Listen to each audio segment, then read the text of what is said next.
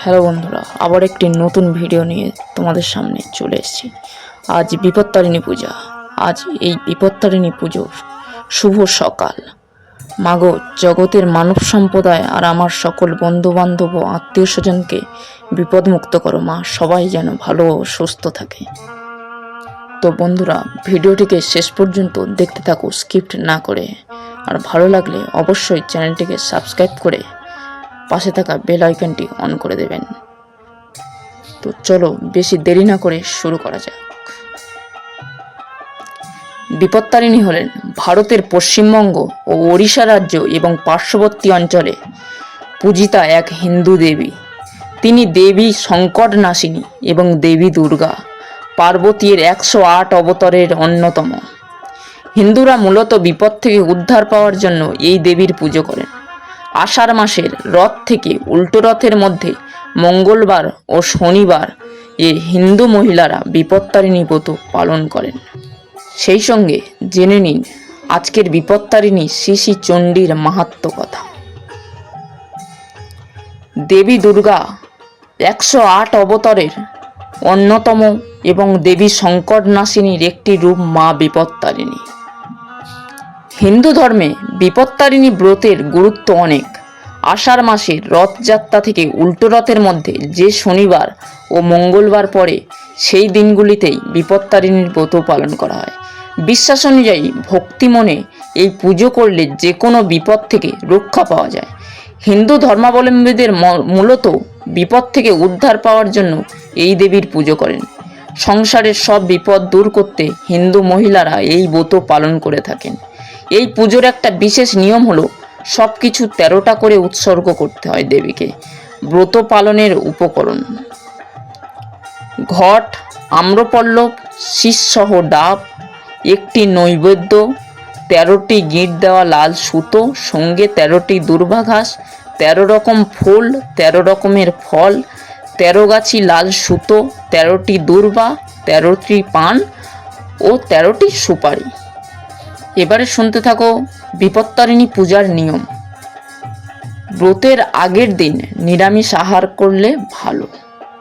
উপবাস করে নিষ্ঠা করে সব উপকরণ দিয়ে মা বিপত্তারিণীর পুজো করতে হয়। পুজো শেষে 13টা লুচি ও 13 রকমের ফল খেতে হয় প্রসাদ হিসাবে। পুজো হয়ে গেলে ঠাকুরের পায়ে অর্পণ করা 13টি গিঁট দেওয়া লাল সুতো ডোর হাতে বেঁধে নিতে হয়। এই লাল সুতো মেয়েদের বাম ও ছেলেদের ডান হাতে পড়তে হয়।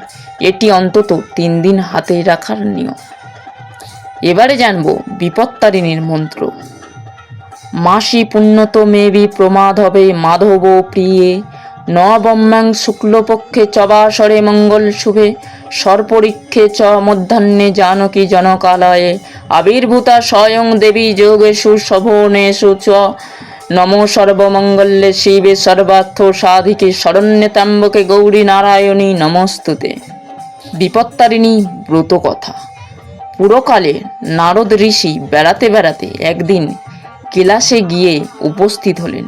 সেখানে শিব ও দুর্গাকে প্রণাম করে জিজ্ঞাসা করলেন, প্রভু, আপনি তো মঙ্গলময় আর সব রকম মঙ্গলের কারণ। এখন বলুন তো, কি ব্রত করলে মানুষ সব রকম বিপদ থেকে মুক্তি পেতে পারে? নারীদের কথা শুনে মহাদেব বললেন, যে স্ত্রীলোক বিপত্তারিণীর ব্রত করে সে সব রকম বিপদ থেকেই উদ্ধার পায়। নারদ জিজ্ঞাসা করলেন, পূর্বে এই ব্রত কে পালন করেছিলেন? তার নিয়ম কি এবং ফল কি? অনুগ্রহ করে আমাকে বলুন।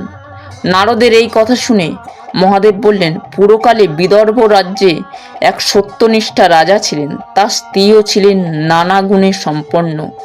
ঘটনাচক্রে একদিন চমারের বউয়ের সঙ্গে তার পরিচয় হয়। হরিশ মঙ্গলচণ্ডীর ব্রত কথা।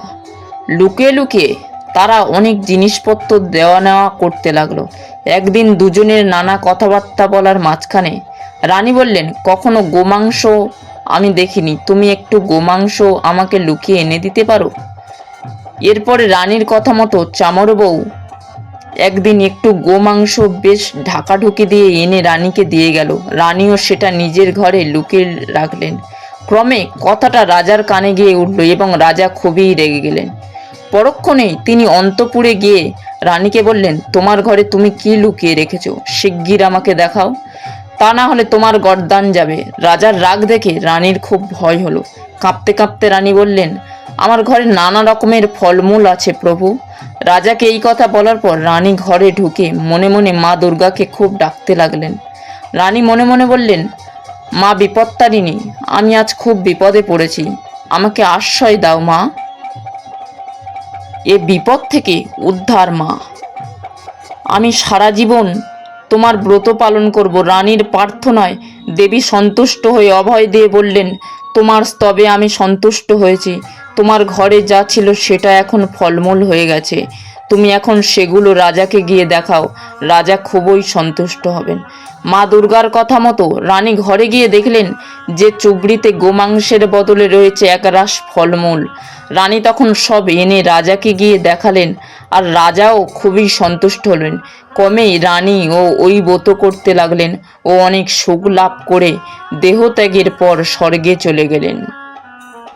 এবারে শুনতে থাকো তোমরা বিপত্তারিণী পুষ্পাঞ্জলি মন্ত্র।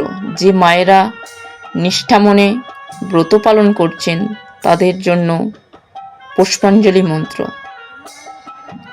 দুর্গান শিবান শান্তিকরিং ব্রহ্মাণী ব্রহ্মাণ্যপিয়াং সর্বলোক প্রাণিস্তিশ্চ প্রণমামি সদাশিবান মঙ্গলাং শোভনাং শুদ্ধাং নিষ্কলাং পরমঙ্কলাং বিশ্বেশ্বরীং বিশ্বমাতাং চণ্ডিকাং প্রণমাম্যহম।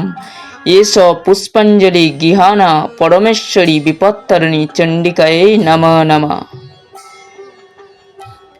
তো বন্ধুরা, আজকে ছিল এই পর্যন্ত।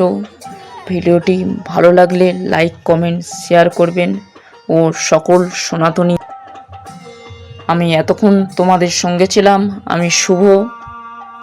ভিডিওটি ভালো লাগলে লাইক কমেন্ট শেয়ার করবেন। ধন্যবাদ। হরে কৃষ্ণ, রাধে রাধে। সবাই ভালো থাকবেন, সুস্থ থাকবেন।